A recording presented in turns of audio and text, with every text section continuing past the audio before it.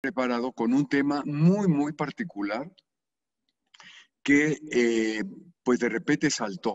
Yo no tenía ni idea, créanmelo, de lo que había sido la presencia de los recoletos aquí en la Nueva España, pero sobre todo en las Filipinas.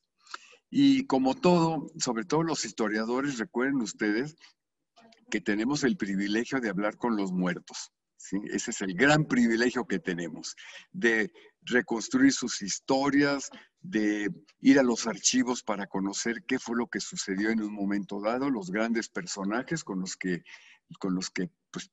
platicamos, con los que soñamos inclusive, ¿no? Y, y yo a veces me pregunto, ¿por qué escoge uno cierto tema de investigación?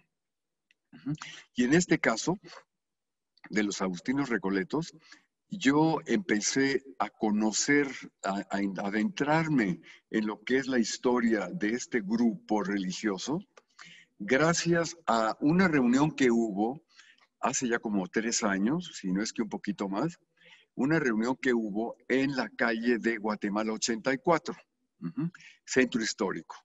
Y cuando yo entré en esa reunión de archivos, convocada por Memórica de México, que así se llama, Memórica México, haz memoria, que ha sido desarrollada este proyecto por la Dirección General de la Coordinación de Memoria Histórica y Cultural de México, cuya directora es la doctora Gabriela Pulido. Y ella organizó una reunión de directores de archivo en este lugar, en Guatemala 84, y yo no conocía, no había entrado, es más, casi yo no conocía esa calle que está después del Templo Mayor, es decir, Guatemala cruza el Templo Mayor y se sigue hasta terminar la calle que va desde el Templo Mayor hasta pues como 5 o 6 cuadras más atrás del Templo Mayor. Y entonces, bueno, yo entro a ese lugar y de repente a mí me maravilló lo que estaba viendo. Yo dije, ¿esto qué es? Porque entra uno y es un patio rodeado de unas arcadas maravillosas, extraordinarias. Y entonces yo le pregunté a la persona que me recibió, le digo, óigame, ¿y esto qué es? Me dijo, esto era un convento. Y le digo, mire, un convento, le dije, como que no me suena. Le dije, yo más o menos conozco la Ciudad de México y los conventos en donde se establecieron los religiosos. Le dije, y esto no estoy muy seguro que sea un convento. Bueno, entramos, nadie me supo decir exactamente qué era, pero por ahí alguien dijo, sí, era de los agustinos recoletos, y se me quedó muy grabado ahí. Después de eso, yo dije, platicando precisamente con la doctora Gabriela Pulido, que le agradezco públicamente que me haya introducido en el tema, le dije, oye, voy a investigar para saber dónde estamos. Y a partir de ahí me di a la tarea de empezar a trabajar por donde las fuentes que yo encontrara, a trabajar lo que era la presencia de estos agustinos recoletos en la Ciudad de México. Bueno, y entonces es lo que voy a presentar ahora. Ese avance de investigación que me tiene, por otro lado, muy entretenido, no muy alejado de mis investigaciones, porque finalmente yo he estudiado la Reforma del Carmelo en el siglo XVI y de alguna manera estoy familiarizado con esta historia de la Nueva España en el siglo XVI y el siglo XVII sobre todo. Así de que dije, bueno, me voy a dedicar a ello y empecé a ver qué es lo que había. Bueno, esta charla, esta presentación, tiene la finalidad de mostrarles lo que yo aprendí de 3 años para acá en archivos, en fuentes secundarias, para ver quiénes eran estos personajes que habitaron en este lugar, que yo les recomiendo muchísimo, si van al centro histórico, que caminen por esa calle, ¿sí? Cuando yo presento estos avances, yo digo, bueno, la idea es ir a los lugares, ¿no? Y en este caso, yo invito al público a que recorra la calle de Guatemala, haciendo énfasis sobre todo el número 84, y pues conozcan una parte muy poco conocida del centro histórico. Voy a empezar por compartir la pantalla. Uh-huh. Y bueno, pues ahí voy a iniciarme. Si hay preguntas, comentarios, lo pueden escribir en el chat y al final lo puedo ir yo respondiendo. Bueno, así le puse yo, Agustines Recoletos, misioneros de paso a las Filipinas. De acuerdo a lo que nos han presentado otros investigadores, las Filipinas, pues obviamente formaron parte, como decía yo en el principio, de la Nueva España y poco conocido. Y el hecho de estudiar a los agustinos recoletos, pues obligatoriamente era ir a las Filipinas porque ellos llegaron a la Nueva España con la idea de ir a las Filipinas. Ahí está. Entonces nada más con esta a la derecha le voy dando. Bueno, entonces, para empezar el estudio de cualquier tema, pero en este en particular, había que ir lo más posible a las fuentes primarias, es decir, a los archivos. Y en ese sentido, yo quisiera agradecer enormemente el apoyo de la propia Gabriela Pulido, en que pudo digitalizarme un conjunto de documentos que se encuentran en el Archivo General de la Nación, gracias a la búsqueda que hizo uno de nuestros becarios, Nicolás Castillo, Jiménez Trainor, y desde luego a la búsqueda que hizo Rubén Martínez también, tanto en internet como en los archivos del Archivo General de Indias. Este apoyo fue fundamental, sobre todo en cuanto a tener yo las copias de los documentos para adentrarme en el tema. Y entonces así yo consulté como fuentes primarias el Archivo General de la Nación con los ramos Inquisición, Reales Cajas, Bienes Nacionales y Filipinas. Llegar al Archivo General de la Nación es llegar como a la cumbre de la memoria histórica del país, ¿sí? En el antiguo cárcel de Lecumberri, ahí se encuentra, y es donde se encuentra la memoria histórica de nuestro país, sobre todo lo que yo más he consultado es el virreinato. Y vía electrónica, el Archivo General de Indias, que se encuentra en la ciudad de Sevilla, en sus ramos Indiferente General y Filipinas, Inquisición y Reales Cajas. Esas son las fuentes primarias que yo he utilizado y desde luego con la posibilidad de seguir profundizando en el tema. Siguiente, vamos a ver aquí. Bueno, y como fuentes secundarias, la búsqueda que yo hice y que realmente encontré muy poco, pero hay algo, es un artículo de Alfonso Martínez, que ya murió, un historiador del Colegio de México, que escribió un artículo que lleva por título Hospicios de Nueva España para Misioneros del Oriente. Y esto lo publicó en la revista de estudios del ITAM en el año de 1986. Otro más, y fue sobre todo cuestiones de trabajos propios de la orden de José María Echeverría, Orígenes de las misiones en la provincia de San Nicolás Tolentino de Agustinos Recoletos en el extremo oriente. Este es un libro importante de un investigador que se ha dedicado al estudio de la Orden de los Filipinos. Arturo Guevara Sánchez, Los Agustinos Descalzos, 2006, publicado por el INA en obra diversa. Él sobre todo trabajó mucho las cuestiones arqueológicas que se hicieron cuando se restauró el edificio de Guatemala 84. Desde luego también el apoyo de Ángeles González Gamio, cronista de la Ciudad de México, con un artículo que escribió en La Jornada que se llama Crónicas de la Ciudad, donde toca el tema de los agustinos recoletos. Y también una participación de Alejandro de Antuñano en el libro que se llama Museo de Minería, antiguo edificio del Real Seminario de Minería en Centro Histórico de la Ciudad de México, restauración de edificios 1988-1994. Bueno, esas son las fuentes que yo he utilizado para poder llevar a cabo esta presentación. En el Centro de Estudios de Historia de México tenemos algo, poco pero importante, como por ejemplo tenemos este texto impreso en España en el año de 1785, que es la Real Cédula de Erección de la Compañía de Filipinas. Es un documento muy importante en donde se funda la Compañía de Filipinas, sobre todo para regular el comercio, y me llamaba la atención que procuraban que este comercio ya de fines del siglo XVIII, procuraban que no pasara por Acapulco vía Veracruz para llegar a España, sino que fueran al Cabo de Buena Esperanza para poder llegar hasta España. Eso me llamó muchísimo la atención y también algo que me interesó muchísimo en un principio, del cual hay varios estudios, varias publicaciones sobre este tema de la perfecta religiosa, que lo tenemos aquí, esta crónica, referente a una monja que cruzó desde la península ibérica, pasando por la Nueva España hasta Filipinas, para fundar el primer convento de monjas de clarisas en las Filipinas.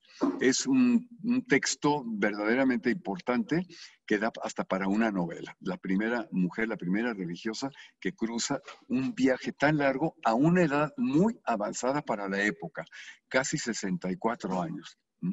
Bueno, ¿quiénes eran los agustinos recoletos? Estos agustinos recoletos los podemos situar a fines del siglo XVI en España, aun cuando su erección parte desde Portugal, y entendemos esta reforma, como hubo otras, por ejemplo la de la Orden del Carmen Descalzo, a través de lo que se revisó enormemente en el siglo XVI, en el famoso Concilio de Trento, que se abrió en 1545 y se cerró en 1563, bajo el papado de Pablo III, Julio III y Pío IV. Es decir, frente a los movimientos protestantes, la Iglesia católica va a revisar su quehacer cotidiano para llevar a cabo una reforma profunda dentro de la Iglesia.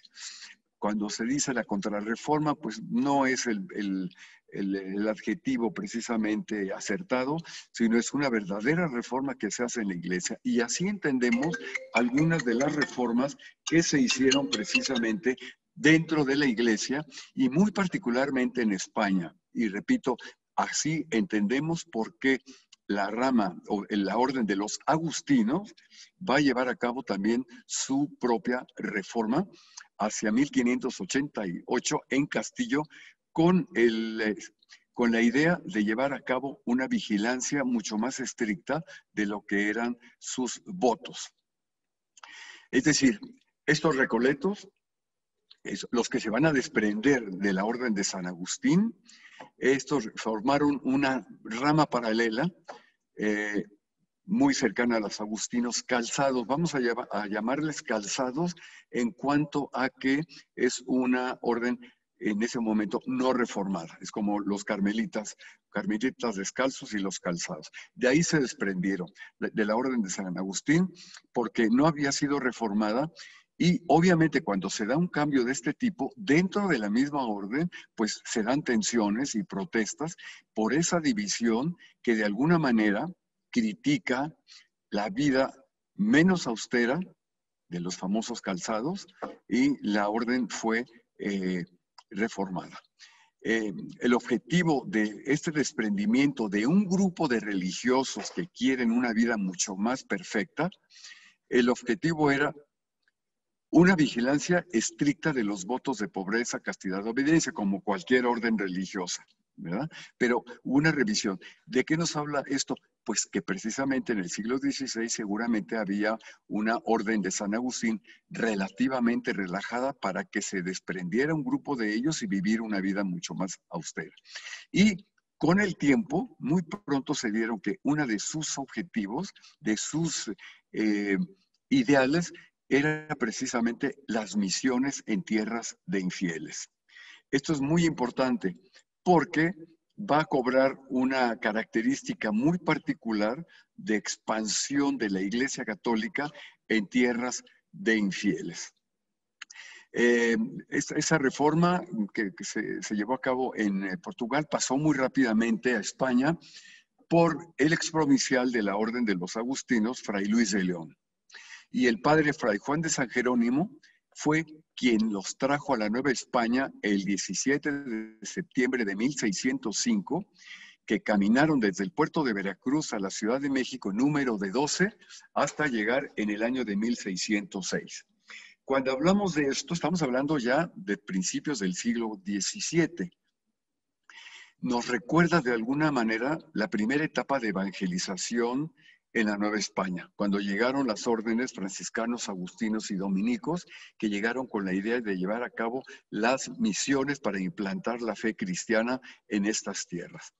Estamos hablando a partir de 1523, cuando llegan los 3 primeros franciscanos, y las órdenes que se siguieron, agustinos y dominicos, hacia los años, finales de los años 20 y principios de los años 30. Por tanto, habían pasado más de 50 años y este ideal de evangelización se había cumplido en la Nueva España, pero llega una orden de paso para cubrir un vacío que había en otras tierras del Pacífico, para llevar a cabo el mismo trabajo de cristianización y de expansión de las misiones para llevar a cabo la conversión de los naturales.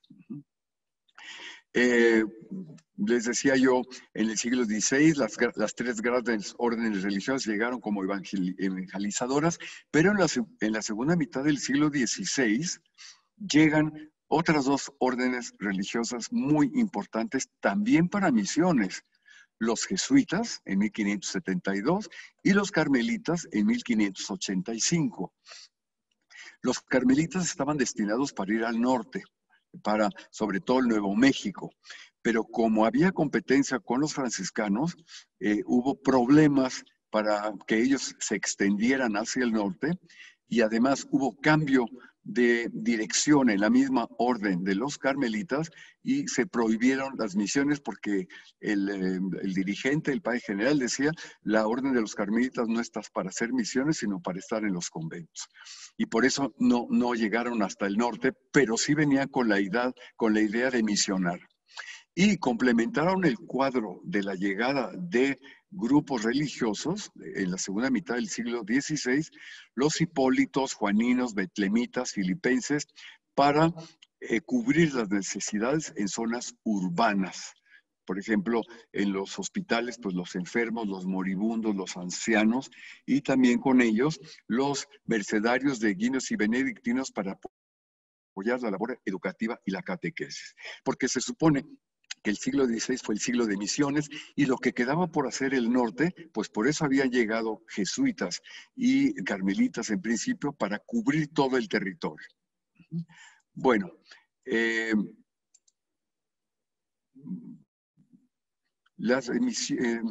esta es una imagen de un Agustino Recoleto. Voy a tratar de tener... En el siglo XVII, las órdenes religiosas como los franciscanos y los dominicos se habían visto reducidas en el siglo XVII. Y se vio la necesidad, conforme avanzaba el siglo, de llevar a cabo un renacimiento de los ideales misioneros, ¿sí? Y fue así como la Orden de los Agustinos, que el retoño de una nueva congregación se fundara para atender las necesidades que las tierras descubiertas necesitaban. Como nos explicaron durante el curso, cómo fue el proceso para abrir el Pacífico, cómo se llevó a cabo de una manera extraordinaria la apertura de un océano tan grande como el Pacífico, y todas las dificultades que había para llegar a estas tierras partiendo del puerto de Acapulco. ¿sí? Bueno, ¿cómo no sería, dijéramos, el ideal de la evangelización, que obviamente la corona de España lo que quería era cubrir estos límites de su geografía, de que le pertenecía a la corona de España, para inmediatamente llevar a cabo la evangelización? Junto con la rama masculina de la Reforma, me llamó mucho la atención la presencia de Sor María de San José, eh, Agustina Recoleto, nacida en Alba de Tormes, precisamente donde murió eh, Santa Teresa de Jesús, con la que habló precisamente, estando ella muy joven, Mariana de San José, con la propia Santa Teresa. Y ella fue una de las fundadoras de la rama femenina agustina, escritora y mística, y su influencia, aunque es menos conocida que la influencia de Santa Teresa, la influencia que tuvo en la Nueva España fue a través de la fundación de los conventos de Santa Mónica en Puebla, La Soledad en Oaxaca y Santa Mónica de Guadalajara, agustinas recoletas. Claro, la Nueva España había sido cubierta por los monasterios femeninos a lo largo del final del siglo XVI, sobre todo el siglo XVII, y como, sobre todo por el apoyo de los obispos o el arzobispo, según sea el caso, llega la reforma femenina precisamente a la Nueva España. Por ahí alguien tiene prendido su micrófono, por favor de apagarlo. Bueno, vamos a pasar a la siguiente. En 1605 decía yo que pasó de la Nueva España una barcada de misioneros con destino a las Filipinas. Cuando uno ve estas imágenes de estas embarcaciones, y sobre todo con lo que nos habían comentado en otras de las sesiones, cuánto duraba un viaje que podía ser hasta de 8 meses en estas embarcaciones para llegar hacia las Islas Filipinas. Toda una proeza, sobre todo al principio, en que no estaba del todo ni siquiera probado, y con elementos que se tenían en ese momento, gracias a los vientos y a las corrientes marinas, para llegar a estos lugares. Sí, si pueden apagar, por favor, el micrófono que está encendido.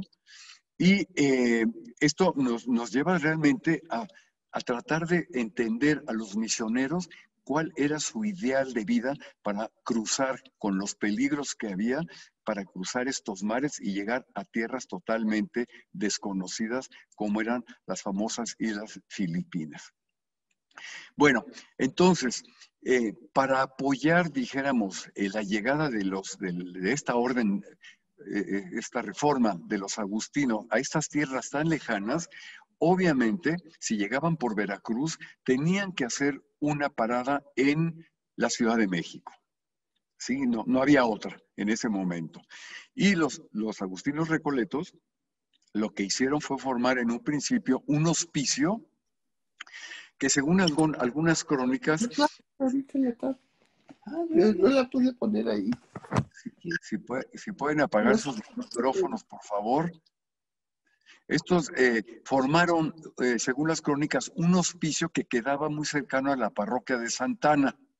Platicando yo con el doctor Antonio Rubial, me decía, bueno, el hospicio de San Nicolás, que está a un costado de la Alameda Central, saliendo por el metro Hidalgo, me dijo, estaba bastante retirado de Santana, pero yo no me explico, yo no he visto una construcción como un hospicio, y yo pienso que quizá es lo que actualmente es el Museo Caluz, este nuevo museo que se acaba de abrir hace relativamente poco, que era un hospicio.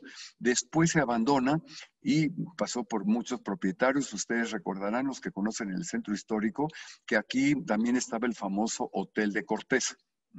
Entre otros lugares que hubo. Y finalmente, hoy está destinado a hospedar la colección del Museo Caluz. Y de aquí, yo pienso que de aquí fue posible que a finales del siglo XVII y sobre todo en el siglo XVIII se trasladaron a la calle siguiente, a la de Santa Teresa, y fundaron convento y hospicio con el título de San Nicolás Tolentino en el siglo XVIII. les voy a mostrar algunos planos un poquito más adelante para ver exactamente dónde estaba este hospicio, adelante de la calle de Santa Teresa la Antigua, a un costado de la Catedral Metropolitana, para irlo situando más o menos. Y dice un texto que encontré en el Archivo General de Indias: en esta nobilísima y leal Ciudad de México ha habido un hospicio de más de 50 años a esta parte, para que en él se hospeden los religiosos recoletos del orden de San Agustín, que la real grandeza y piedad de vuestra majestad a sus expensas ha enviado a estos reinos, para que pasaran a las islas Filipinas a la conversión de los infieles. Y aunque algunos de los naturales de estos reinos se han inclinado a tomar el hábito para pasar a dichas islas, como no hay convento, licencia para recibirlos ni noviciado no se ha logrado, y considerando el padre Fray Juan de la Madre de Dios, religioso de la dicha orden, provincial absoluto y procurador general de estas islas, que se conceda el beneplácito del convento y abrir y recibir a los religiosos. Estamos hablando de 1676, en que se empieza a pedir la licencia a la Corona de España para fundar un gran hospicio en la Ciudad de México. ¿Sí? Así yo entiendo cómo al principio los religiosos misioneros, pues, ¿dónde podían hospedarse? ¿Sí? Y también me encontré yo un documento que se los voy a leer más adelante respecto de cómo se solucionó el paso de los primeros religiosos agustinos en la Ciudad de México para ir a las Filipinas, cuando tenían un pequeño hospicio nada más. Bueno, esta es una pequeña imagen de la cantidad de las islas Filipinas para que vean ustedes la diversidad de lugares. Ya la doctora Cristina Florales nos habló precisamente de la diversidad de lenguas, de la diversidad de creencias inclusive, y cómo era una zona bastante cosmopolita. ¿Sí? Y entonces la idea de los recoletos no era permanecer en la Ciudad de México, sino solo de paso para irse a las misiones en las Filipinas. ¿Qué eran los hospicios? Bueno, pues los hospicios eran estos eslabones valiosos y útiles para los misioneros de Oriente. Una cadena muy extendida que se abrió desde la península ibérica, donde tenían hospicios, no los de España, pues no era precisamente para las misiones. Tenían sus propios hospicios, pero los que pasaban hacia las Filipinas los preparaban, y por su medio, para que llegaran al Oriente. Y así desfilaron centenares de religiosos que entregaron su vida para crear un puente de comunicación cultural, verdaderos monumentos históricos, los famosos hospicios, y artísticos, ¿Una hoja completa? aunque mutilados, dijéramos, como es el caso de la Sí. Ciudad de México. Entonces ponemos la otra de recomendaciones particulares. Si pueden apagar su micrófono, Aquí, por favor. en este. Por favor, apagar sus micrófonos, porque se escucha y me distraigo, perdón, de ustedes, ¿verdad? Entonces, los agustinos finalmente, fundaron, por la cantidad de religiosos que pasaban a las islas Filipinas, particularmente a Manila, fundaron una provincia propia. Y en la Ciudad de México abrieron el hospicio para que los misioneros que venían continuamente desde España tuvieran un lugar propio, un lugar con las comodidades suficientes, y fue la propia provincia de Filipinas la que costeó la construcción grandiosa de los que también se les conocían como los chinitos en el siglo XVIII. A estos religiosos, en su mayoría peninsulares, que pasaban hacia las tierras lejanas del Asia, ¿no? Y fueron conocidos como los chinitos. Cosa curiosa porque, claro, iban hacia Asia y decían, bueno, pues allá está China, ¿no? Y por eso se les quedó como los chinitos. Miren, esta es una de las portadas que se encuentra en Guatemala 84, bueno, a un lado de Guatemala 84, lleva otro número, pero que esto nos habla de la grandiosidad que pudo haber sido este convento para los misioneros. Bueno, en el Archivo General de Indias también se conserva este documento en que el procurador, Fray Pedro de Quesada, pide que a los religiosos destinados a las Filipinas no los reciben en los de la provincia de México, en los conventos que se siguen a su majestad, porque hay grandes gastos y mucha indecencia e incomodidad viviendo en casas aparte de los dichos religiosos y entreseclares. Es decir, al no tener la posibilidad de construir un hospicio grande, tenía el problema los misioneros, que en primer lugar los agustinos, calzados, por decirlo de alguna manera, no los recibían en sus conventos. Y entonces tenían que buscar dónde poderse resguardar. Por eso dice, con gastos grandes y mucha incomodidad e indecencia para poderse hospedar. Bueno, esta no. Otra carta que encontré, también en el Archivo General de Indias, se queja de que los religiosos que vienen aquí de las Filipinas a la Ciudad de México llegan muy pocos porque la mayoría se quedan en el camino y los que ahí llegan se quieren salir. Es decir, que una vez que están en la Ciudad de México, después de haber cruzado el Atlántico, de todas las peripecias para llegar, se encuentran en la Ciudad de México y algunos de ellos destinados a las misiones preferían quedarse en la Ciudad de México. La Ciudad de México es una ciudad muy atractiva. Y entonces aquellos religiosos que venían y se encontraban con una ciudad tan importante como la Ciudad de México, los deslumbraba. Y algunos de ellos se quedaban o se salían y ya no llegaban ni siquiera al hospicio. El remedio era que se abriera un espacio de control, como era la hospedería de los religiosos agustinos, para que una vez que llegaran se les encerraran en clausura, no salieran y no tuvieran ninguna posibilidad de poderse desprender de ellos. Y dice Fray Juan de Jesús María, urge un convento en México. Dice, porque viniendo la barcada de religiosos de España, con su superior y comisario, se halla solo hospedado en un corto hospicio, como el que tenemos, y algunos de los religiosos que vienen, son mozos e inquietos. Se subordinan poco, obedecen menos y hay ocasiones en que se quieren supeditar fiados en la poca clausura y en no saber hacer conforme a sus sagradas constituciones en qué servirlos. Y algunos se relajan porque saben que sus comisarios, por no hacer pública las faltas de sus súbditos, han de tolerar afable y no declararse prudentes.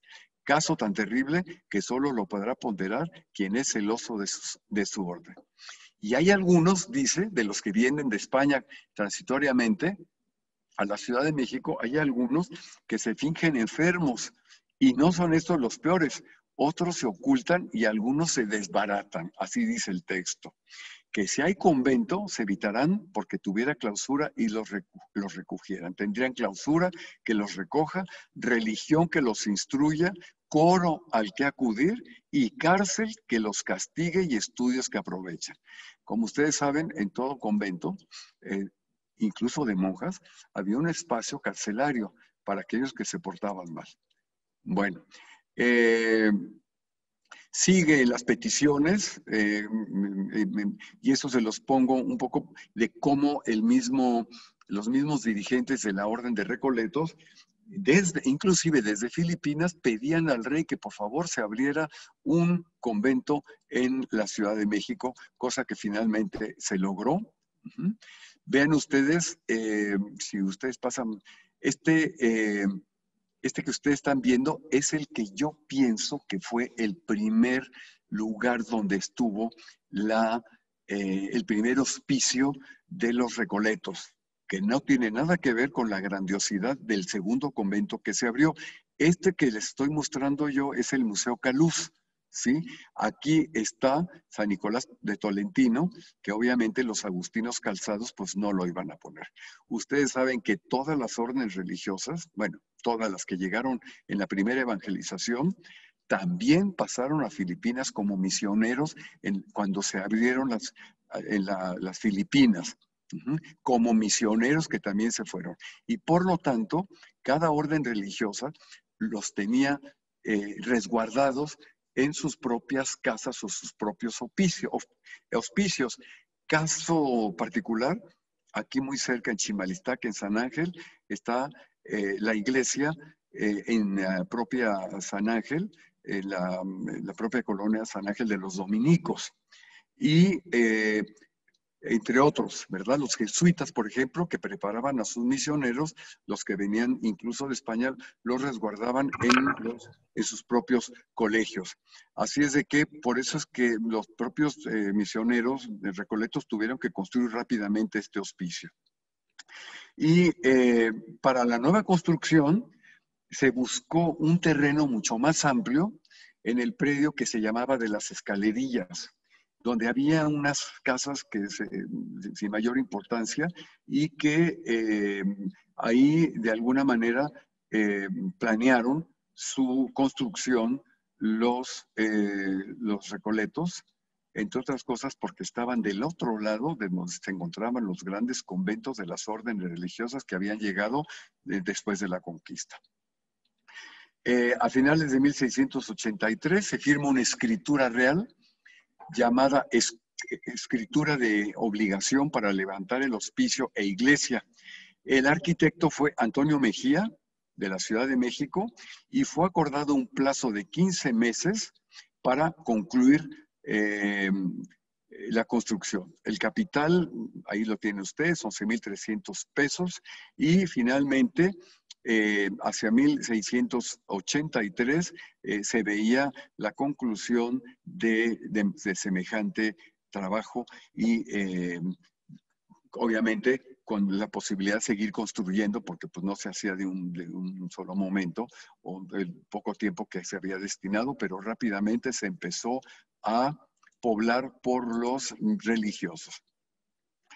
El edificio, el convento, fue bajo la vocación de San Nicolás Tolentino, del cual tomó después el nombre de la calle Hospicio de San Nicolás, que ocupó las casas con el número 82 y 84 de la actual calle de Guatemala.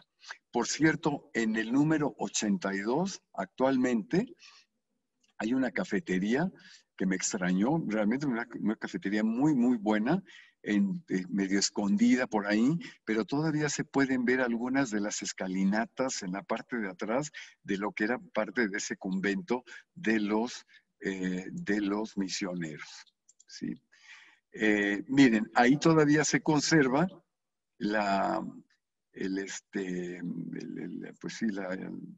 este nombre pegado en la pared calle del Hospicio de San Nicolás, es decir, nombrada desde el siglo XVII, pero que todavía hacia 1869 y 1928 todavía conservaba el nombre de esa calle.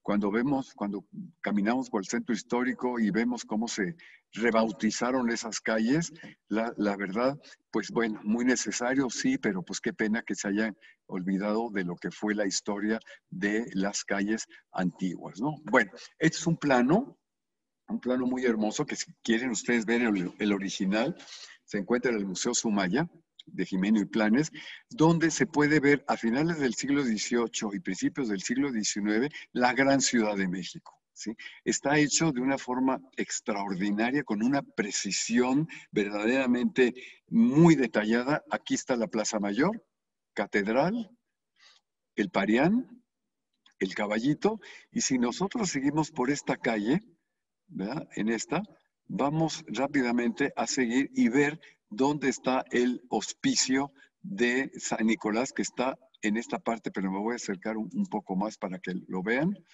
Y aquí está, ¿sí? El hospicio. Vean lo grande, la extensión comparativamente, de acuerdo a este plan, comparado con la catedral o comparado con, pues no sé, con las grandes casas, hospitales y demás, este plano, cómo nos muestra la construcción tan ambiciosa, tan grandiosa de el hospicio de los misioneros recoletos. ¿Qué hay detrás de ello? Un poder económico enorme que venía de las Filipinas a través del comercio y que fueron las que costearon precisamente. Aquí está el terreno, aquí está la calle que actualmente es Guatemala. Esta calle del Indio Triste todavía se conserva de esta manera. Esta es era iglesia y convento de las religiosas, se me fue ahorita el nombre de las religiosas del convento que actualmente es el museo. El de Santa Inés, doctor. De Santa Inés, exactamente, el de Santa Inés, que se conserva la iglesia con unas puertas muy deterioradas, por cierto, y aquí está actualmente el museo del famoso pintor mexicano que se ha destinado para diferentes formas de espectáculos y demás, y que yo todavía me acuerdo de haber visitado este lugar cuando estaba sumamente abandonado, con talleres inclusive, ¿sí? Entonces, y luego este es el Hospital del Amor de Dios. Ustedes nosotros cuando vemos estos planos, que los pueden encontrar ustedes en internet, lo ideal es recorrer el centro histórico mediante estas descripciones, estas imágenes tan extraordinarias de lo que eran las construcciones en la época virreinal. Bueno, vamos a pasar a la siguiente. Ahí está el convento Santa Inés en el 42 y el Hospital del Amor de Dios. Bueno, aquí está en esta hornacina actualmente la imagen de San Nicolás Tolentino. Ya un poco deteriorada, pero todavía ustedes lo pueden encontrar ahí y ver ese recuerdo de lo que fue esta calle y que debe de haber sido extraordinaria en cuanto a la construcción, no solamente del hospicio, sino de otras construcciones. Hoy hay un comercio extraordinario, no ambulante, un comercio establecido en este lugar. Y yo les comentaba ahí a las colegas que trabajan en lo que es actualmente el archivo de presidencia, que es lo que era parte del convento de los agustinos recoletos, les dije, bueno, si alguna vez se abandona este lugar y lo convierten en departamentos, le dije, yo soy el primero que compraría uno porque es una calle extraordinaria, ¿sí? Pero hay que restaurarla, hay que verla, pero es una parte un poco abandonada, dijéramos, de todo lo que ha sido la restauración del centro histórico, ¿sí? Los lineamientos que debía de tener el convento, obviamente era una capilla o iglesia que seguramente estaba abierta al público, pero ellos no eran ni curas ni tampoco tenían la misión de llevar a cabo una obligación de atender al barrio. No obstante, por ser quien eran, esa capilla se abría o esa iglesia se abría para atención o para algunas misas con la que podrían apoyar a la población del barrio. Y en el contrato se obliga, tenía obligación de que el maestro de arquitectura incluyera una puerta principal que serviría de entrada a la iglesia o capilla del hospicio, y un buen número de reformas y de modificaciones, que hubiera coro, nicho de mampostería para poner al señor Nicolás, que se colocaría en la puerta de la iglesia, la que llevaría puertas nuevas de tablón de jacolote, y los cercos han de ser de cedro, y su postigo con clavos de media naranja. Es decir, estaba perfectamente bien como la descripción de lo que tenía que ser. Aquí está dividido en dos esta imagen, pero me llamaba mucho la atención cuando visité Guatemala 84, que me dieron una visita pues prácticamente por todo el edificio, que todavía se conserva y dice Selva del Prior, Ujú. Está en el segundo piso. Debe de haber sido una celda muy especial, ¿sí? Donde tenía incluso el propio nombre y junto, obviamente, a las celdas de los religiosos.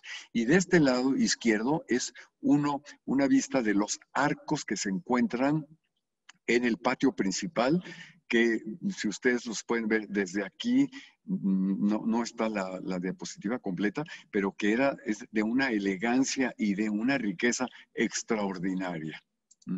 Aquí es el patio posterior, ¿sí? Que la riqueza de los arcos obviamente es menor. Y aquí yo lo que veo es que seguramente esto fue realizado posteriormente para dividirlo cuando ellos salieron, cuando se extinguió la orden o el hospicio por lo menos en la Ciudad de México. Aquí está ocupado por las oficinas también, pero vean sobre todo con la riqueza del patio principal, como de todas maneras este gran patio que es de gran elegancia, pues nos habla de esa gran riqueza de la construcción bueno. También los religiosos, una vez que se instalaron en la calle actual de Guatemala, fueron propietarios de otras casas. Una de ellas fue tomada como arrendamiento provisional en la casa 19 y los números 88, 90 y 92, con el propósito de abrir, sobre todo a finales del siglo XVIII, un colegio del Real Seminario de Minería. Es decir, alquilan parte del convento pues para un poco como para también tener ingresos dentro de la misma capital. Y en 1789 se construyeron en el patio la casa arrendada unos hornos para el ensayo de minerales y en 1792 se abrió el colegio impartiendo clases. Seguramente para el siglo XVIII la cantidad de religiosos que pasaba por la Nueva España había descendido enormemente y por ello el colegio se rentaba para poderse sostener de las mismas rentas. Y finalmente en 1820, por decreto de las Cortes Españolas, el 1 de octubre, la casa benéfica fue convertida en particular. Es decir, ya no había más religiosos, ya no había más pase hacia las Filipinas. De hecho, en estas épocas ya había descendido enormemente el comercio con las Filipinas y pues obviamente la razón o la condición para que estuvieran estos religiosos eran las misiones hacia las Filipinas, ¿sí? No sé. En el siglo XX, miren, aquí está la entrada, es que es verdaderamente grandiosa con esas ventanas en forma de H, que simplemente nos habla de una construcción muy, muy ambiciosa. En el siglo XX el edificio fue restaurado y resguardó al Instituto Lucas Alamán, dedicado a realizar análisis económicos nacionales e internacionales del más alto nivel para sectores públicos y privados. Y para los que vieron la película de los Caifanes, la pueden ver de todas maneras en internet, ahí se filmó esa película cuando se había convertido en una vecindad. Un tiempo se hospedó la Embajada de la República Dominicana y actualmente, como les decía yo en un principio, resguarda al archivo de la presidencia y a partir del 2018, ahí junto con el archivo de la presidencia se instaló precisamente Memórica México, Haz Memoria, que es como se llama este proyecto gubernamental de recuperación de archivos históricos, tanto en el país como en el extranjero. Bueno, a manera de conclusión, la historia del hospicio de San Nicolás Tolentino de los Agustinos, estudiar ese edificio es estudiar también la historia de México. Hay muchas cosas que hay que decir todavía sobre esto, hay que investigar, sobre todo me interesa mucho lo que es la vida cotidiana, qué hacían, a qué se dedicaban, cómo eran sus estudios, seguramente en el propio convento había sastrería, la comida, en fin, biblioteca, etcétera, que de alguna manera debe de existir ese archivo, pero no sé dónde pudo haber ido a parar. Y el estudio de la Orden Recoleta también nos acerca a situar los límites de la monarquía española en donde se detuvo la expansión del mundo hispánico. Por otro lado, Filipinas está presente en la Nueva España. Los proyectos partieron de México, ¿sí? Inclusive en otros rubros, fue la Nueva España la que mantenía a las propias Filipinas. Y el puerto de Veracruz, Ciudad de México y Acapulco era la ruta hacia Asia y por lo tanto la Ciudad de México pues recibía a estos misioneros. Cuando regresaban, algunos de ellos también se hospedaban ahí y pues ciertamente es una forma de estudiar esa parte de la sociedad cambiante en la propia Ciudad de México. Y por lo mismo, sobre todo en un principio, representaba la presencia de los agustinos recoletos una nueva evangelización con una nueva reforma que se había llevado en España y por lo tanto venían vocaciones frescas para llevar a cabo la conversión de los naturales. Sobre esta parte también se llevó a cabo una conferencia, la pueden ustedes buscar en nuestra página de internet para ver de qué forma se llevaban a cabo las misiones, inclusive la presencia de la Virgen de Guadalupe, como nos los comentó la doctora Barrón, que fue la que nos presentó una investigación en torno a esto. Bueno, por mi parte sería todo. Como les digo, es una investigación que está en curso. Hay muchos documentos. Yo a veces digo, tiene que haber jóvenes investigadores que con una beca, que siempre se encuentran becas, puedan irse a Manila a revisar si les interesa el tema de la recopilación de datos en esos archivos o en la propia España, ¿sí? Para complementarlo. Las órdenes religiosas, en general, los agustinos, dominicos y agustinos, están muy estudiadas, pero otras, como es esta, del caso de los misioneros, prácticamente no hay estudios más serios para poder profundizar en el tema, de tal manera que esta es una invitación también para aquellos investigadores que quisieran seguirlo, buscar esas formas y llevar a cabo investigaciones, porque somos los historiadores los que tenemos la obligación de revisar la historia de nuestro país, la memoria histórica, y esa es precisamente la recuperación de una historia muy particular como es la de los agustinos recoletos. Pues por mi parte es todo, muchas gracias. Si hubiera algo que comentar, con mucho gusto se los podría yo. Bueno, por ahí hay algunas, por ejemplo, voy a tratar de... Hola, ¿qué tal? Adelante, Adriana. Hola, ¿qué tal, doctor? Es un placer saludarlo. Muchas gracias. ¿Qué tal? Bueno, por aquí en el chat dejé el enlace a mi tesis de doctorado. Sí. Que bueno, digamos, defendí hace algunas semanas, un par de semanas. En ella hablo del proceso de fundación de la Orden de Agustinas Recoletas, bueno, la rama femenina de la Orden de Agustinas Recoletas, que bueno, que comenzó en Puebla justamente en 1688 bajo la iniciativa del obispo Manuel Fernández de Santa Cruz, y continúa con estas fundaciones que usted bien mencionó, ¿no? Que fueron Oaxaca y Guadalajara. En este sentido, me gustaría un poquito abonar a la discusión, o bueno, a este contexto que nos dio al principio, que ciertamente el movimiento reformista que da lugar a los agustinos recoletos fue el capítulo, bueno, la definición quinta del capítulo provincial de Toledo de 1588.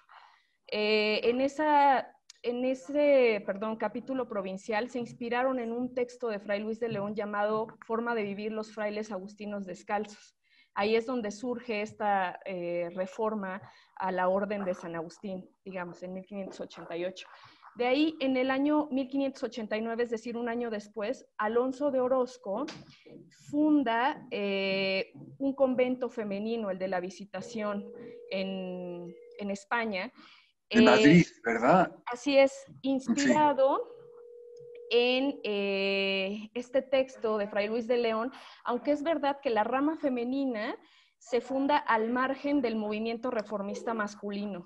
De hecho, en la reforma masculina, en 1588, en el capítulo provincial, los frailes piden mantenerse al margen del cuidado de las monjas o de la jurisdicción femenina. Entonces, digamos que la rama recoleta femenina surge un año después del capítulo provincial de Toledo, con la fundación del Convento de la Visitación y la iniciativa de Alonso de Orozco.